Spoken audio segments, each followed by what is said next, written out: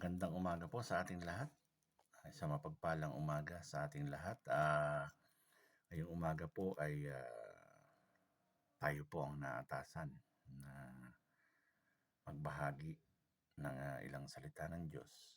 At ito ay tungkol doon na, sa minessage ni Pastor kahapon lang.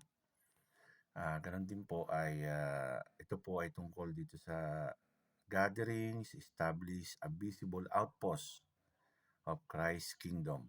Yung like geography. Yun nga, sinasabi nga po sa Genesis 28:3. Ganito po ang sinasabi. Ito po ang sinasabi sa Genesis 28 talataang 3. Yan. At ikaw ay pagpalain nawa ng Diyos na makapangyarihan sa lahat. At ikaw ay palaguin. At ikaw ay paramihin upang ikaw ay maging kapisanan ng mga bayan. Ayan po, yung sinasabi sa Genesis 28:3.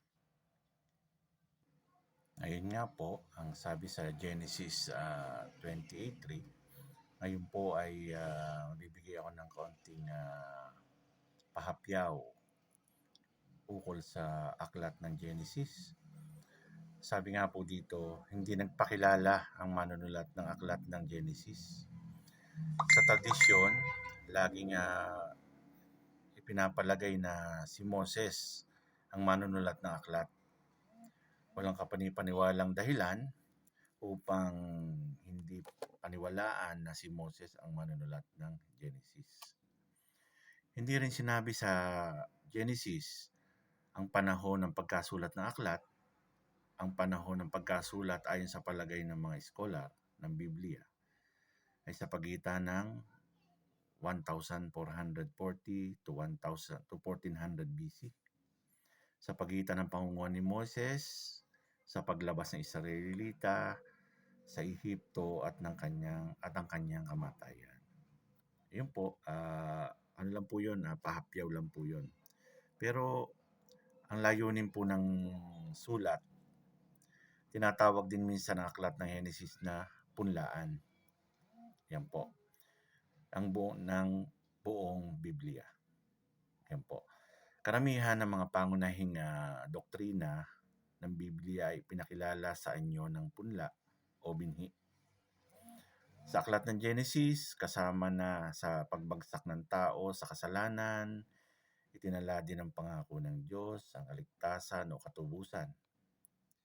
Yan, tulad niyan, nasa Genesis din yung ang doktrina sa paglikha, pagpasa ng kasalanan ni Adan sa lahat ng tao, at puot, biyaya ng Diyos, at ng kasalanan ni Adan sa lahat ng tao, at ang kanyang walang hanggang kaalaman, responsibilidad ng tao, at marami pang mga doktrina na tinalakay din sa aklat ng mga pasimula na tinatawag na Genesis.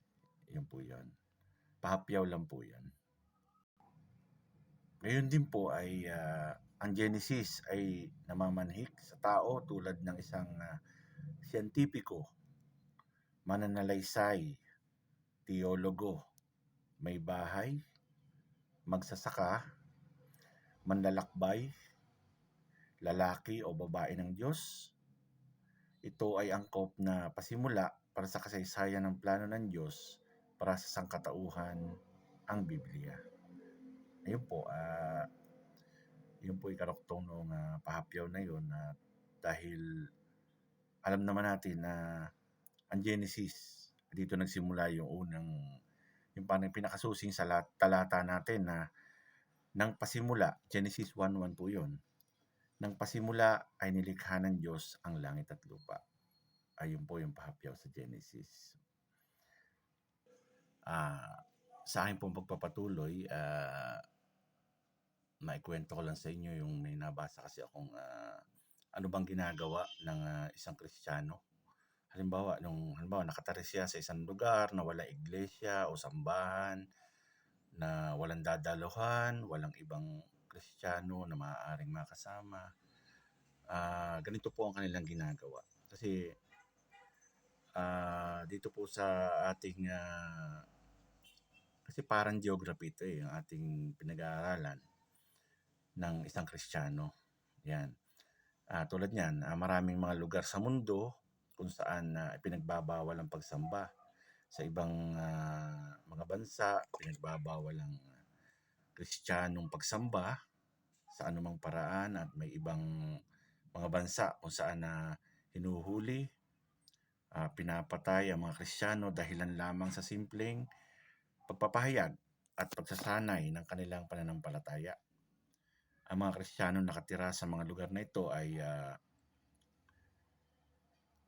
nararapat na gumawa ng paraan upang matiyak na patuloy silang lalago sa kanilang pananampalataya habang nasa isang lugar na ipinagbabawal ng pagsamba o isang bansa na lumalaban sa Diyos. Kasi alam naman natin, minsan sa Muslim country, ganun yun eh. Kailangan nila itago. Pero meron naman silang Allah, pero kailangan nila itago rin eh. Yun, para sa mga Kristiyano na nasa mga bansa na pinapayagan ng mga tao na magkaroon ng Biblia o mga aklat na makakatutulong sa pag-aaral ng Biblia, ang masigasig at araw-araw na pag-aaral ng salita ng Diyos ay napakahalaga. Lalo na kung hindi posible ang pakisama sa ibang mananampalataya, mahalagang maglaan ng panahon araw-araw sa personal na pag-aaral ng salita ng Diyos at pananalangin. Yan nga po. Para sa mga mananampalataya na nasa mga bansa na ipinagbabawal ang pagkakaroon ng Biblia, makatutulong ang una-una, internet yung ginagamit natin. Ito mo, marami nakakapanood ng ating pagsamba dahil sa internet na ito. Pero siyempre, napakarami mga websites ang may links sa Biblia. Mayroon ding grupo ng mga Kristiyano na nag-uusap at nagpapalakasan sa isa't isa sa mga chat groups, may mga programa din sa radyo. Ngayon, sa karamihan ng mga bansa sa mundo na maaari ring mapakinggan sa internet. Yan, isa pinanonood natin dyan. Diyan tayo kumukuha ng mga kinakanta natin. Siyempre, basta maganda ang message ng isang kanta, yun ang ginagawa natin. At yan sa ating praise team, di ba?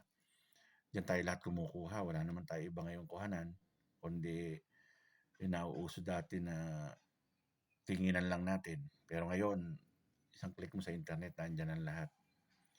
Yan nga po, sa pagpapatuloy ko, ang paghahanap ng kapwa na mananampalataya sa isang bansa na nagbabawal sa sama-samang pagsamba ay maaaring maging pagsimula ng isang underground, o kung tawagin natin ay parang patago na pagtitipon.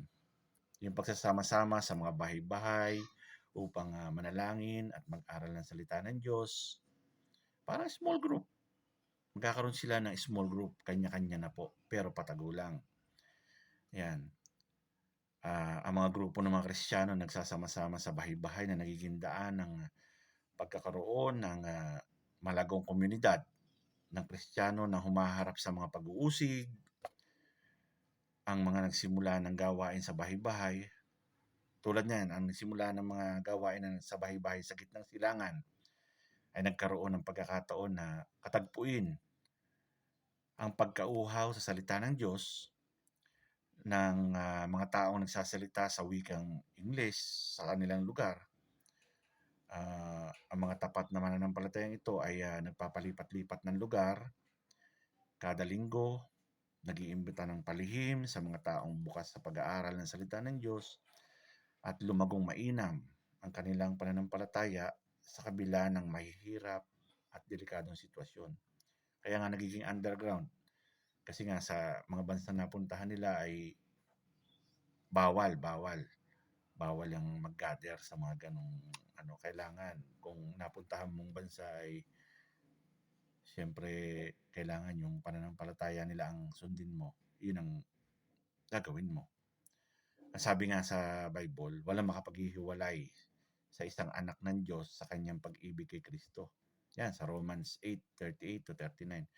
Kahit na nagkahiwalay ang isang Kristiyano sa kanyang mga kapwa Kristiyano, sa kanyang maaari siyang magkaroon ng malapit na kaugnayan sa Diyos. Ah,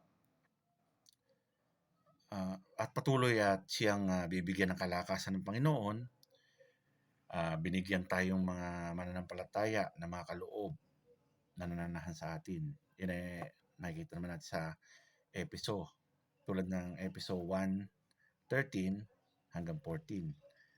At ang mga aliw na nagpapalakas ng ating loob sa tuwina sa gitna ng ng mahihirap na sitwasyon. Puno ng kasaysayan ng Kristyanismo na mga kwento ng mga mananampalataya na nanatiling matatag ang pananampalataya sa gitna ng matitinding pag-uusig at pagkahiwalay sa ibang mananampalataya. Hindi maaring tawaran ang kapangyarihan ng banal na espiritu na nananahan sa isang Kristiyano o sa isang mananampalataya. Kaya tatandaan natin yung ating parang geography natin. Talagang tingnan lang natin. Church of Christ. Tingnan natin. Kasi maraming Church of Christ. Pero iba yung Church of Christ na ating kinabibilangan ngayon. Talagang Bible at ang Diyos ang nagpapatakbo sa atin. Ayun nga, yun ang isang parang nabasa ko lang na kwento sa mga mananampalataya natin na para nagpasimula sila ng small groups. Siyempre, pero patago. Pero sabi nga ni Pastor Mark ay lahat naman talaga nasisimula sa small groups. Kasi nga, sabi sa Bible, may isa o dalawa na nagkakatipon sa aking pangalan. Ayun po, ay talagang sa small group yon. Small group po nagsisimula. Again din po, kasunod din po nito, ito pong sinasabi sa Revelation 7:9. Ayan. Sabi nga po dito, pagkatapos ng mga bagay na ito, ay tumingin ako. At narito ang isang lubhang karamihan na di mabilang na sinuman na simula sa bawat bansa. Yun po, sa ibang bansa. At lahat ng mga angkan ng mga bayan at mga wika na nakatayo sa harapan ng luklukan at sa harapan ng kordero na nangadaramtan ng mapuputing damit at may mga palma sa kanilang mga kamay. Yan. Ibig sabihin, nadadamitan po sila ng mga puting damit. Yan. Na nakaharap sa luklukan na sa harapan ng ating Panginoon Diyos. Yun po sinasabi sa Revelation 7. Ayan, tulad po nito sa Revelation, kasi po may progresibong kapahayagan po ang Revelation. Ano? Ayun nga po, pahapiyaw din lang, ito pinabasa ko lang din. Ang progresibo daw na kapahayagan ay isang progressive revelation. Yan po, yung ibig sabihin. Ang progresibong kapahayagan ay isang terminology o terminolohiya tumutukoy sa ideya at katuruan na unti-unting ipinahahayag ng Diyos ang iba't ibang aspeto ng kanyang kalooban at pangkalahatang plano para sa sangkatauhan sa iba't ibang yugto ng kasaysayan na tinutukoy bilang dispensasyon ng ilang mga teologo o theology. Yan. O teologo, basta ganun po. Sa mga naniniwala sa dispensasyon, ang dispensasyon ay isang nakikilala na yugto ng panahon o isang isinasaayos na kondisyon ng mga bagay. Yan.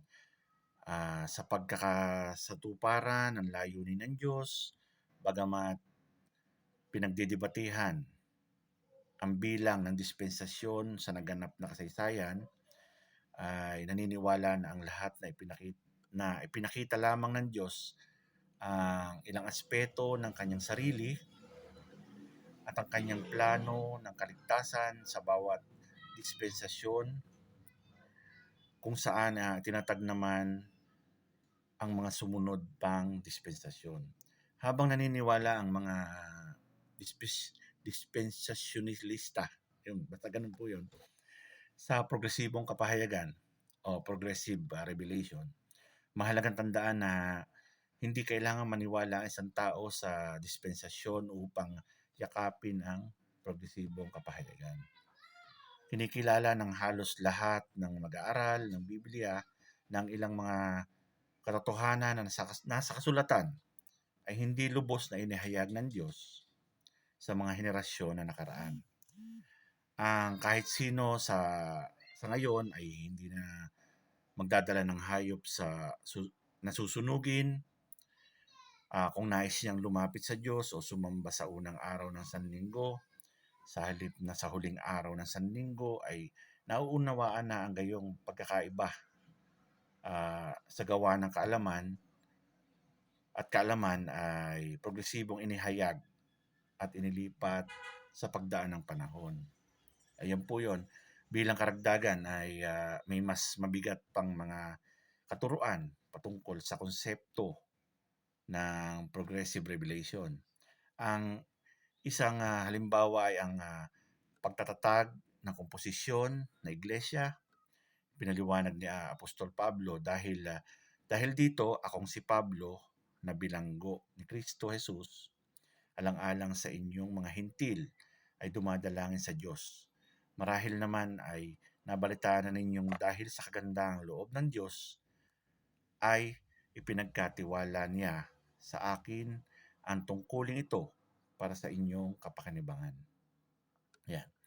Pinahayag sa akin ng Diyos ang kanyang lihim na panukala, tulad ng nabanggit ko sa dakong una, at habang binabasa ninyo ito, malalaman ninyong nauunawaan ko ang hiwaga tungkol kay Kristo.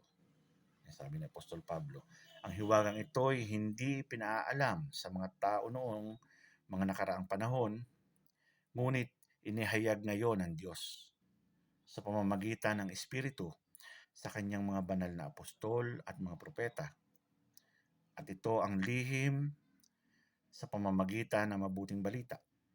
Ang mga hintil, tulad din ng mga Hudyo, ay may bahagi sa mga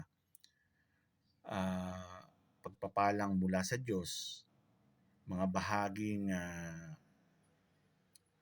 bahagi rin sila ng iisang katawan at kahati sa pangako ng Diyos dahil kay Kristo Jesus. Yan, sabi po yan sa Efeso 3:1-6. Sinasabi ni Pablo na ang halos parehong bagay sa aklat ng Roma, purihin ng Diyos na makapagpapatibay sa inyo sa pamamagitan ng mabuting balita tungkol kay Hesukristo na ipinangangaral ko sa inyo. Yan. Yan, alam niyo naman na ang mabuting balitang iyan ay isang hiwaga na nalihim sa loob ng mahabang panahon. At sa utos ng walang hanggan Diyos ay nahayag na yon sa mga hintil upang sila'y manalig at tumalima kay Kristo. Ayan, ang lahat ng iyan ay ayon sa mga sulat ng mga propeta. Yan, nasa Roma 16 po yan, 25-26. Yun po, sa mga diskusyon po tungkol sa progresibong kapahayagan, ang unang tanong ng mga tao ay kung ano ang kaugnayan nito sa kaligtasan. Ang mga nabuhay ba bago dumating si Kristo ay naligtas sa ibang paraan kaysa sa mga tao sa panahon ngayon? Sa panahong mga bagong tipan, sinabihan ng mga tao na ilagak nila ang kanilang pananampalataya sa natapos na gawain ni Kristo. At manampalataya na binuhay siya ng Diyos mula sa mga patay at sila ay maliligtas. sa Roma 10. At ganoon din sa Gawa 16. Ngunit sinabi ng isang eksperto sa lumang tipan na nagngangalang Allen Ross yan. Napakaliit ng tsansa ng mga taong nananampalataya para sa kanilang kaligtasan. Yan sa lumang tipan ay nauunawaan at naniniwala sa katubusan ng kasalanan sa pamamagitan ng kamatayan ni Kristo. Ang anak ng Diyos, idinagdag pa ni John na Pinberg ba yun? O basta yun lang po, may nagdagdag pa. Hindi si Jesus kilala ng mga tao sa lumang tipan bilang Mesiyas at hindi nila alam na siya ay mamamatay at ang kanyang kamatayan ang magiging basihan ng kaligtasan. Tama si Ross at saka yung si Pinberg. Ano ngayon ang eksaktong ipinahayag ng Diyos sa mga taong nabuhay bago dumating si Kristo at papaano na iligtas ang mga tao sa panahon ng lumang tipan? Ano ang nagbago kung meron man sa paraan ng kaligtasan ng lumang tipan ay kumpara sa paraan ng kaligtasan sa bagong tipan? Yun, siguro medyo napahaba na yung ano ko sa progresibong revelasyon. Basta ang ating konklusyon ay ito pa rin, galing pa rin to kay Pastor kasi sundan ko yung kanyang sermon kahapon. Yan, at ito po ang aking siguro hindi naman po konklusyon. Parang ito lang din ang sinabi ni Pastor na nakuha ko sa kanyang message. Yung sinasabi sa Mark 15, 15:16, ano? Ayan, ito po sinasabi at sa pagkaibig ni Pilato na magbigay loob sa karamihan ay pinawalan sa kanila si Barabas. At ibinigay si Jesus pagkatapos na siya mahampas niya upang siya ipako sa krus. Yan. Tapos, at dinala siya ng mga kawal sa looban na siyang pretoryo at kanilang tinipon ang buong pulutong. Ayan. Yan po yung isang nabasa ko na talagang si Jesus ay ipinako sa krus. So, isa sa ating mga geografiya, pagka nakakita tayo ng nangangaral at sambahan, alam na natin na ang pinahayag nila ay para sa Diyos. Kaya na-establish na yung ating parang geography na ano tayo, sambahan, Bible, salita ng Diyos. Yan, kailangan ipahayag at kailangan ibahagi sa lahat. Ayun lang po at marami pong salamat. Magandang umaga po sa inyong lahat. Na po'y naintindihan nyo yung aking mga message na galing din naman sa Bible. Marami po salamat. Yun lang po. God bless.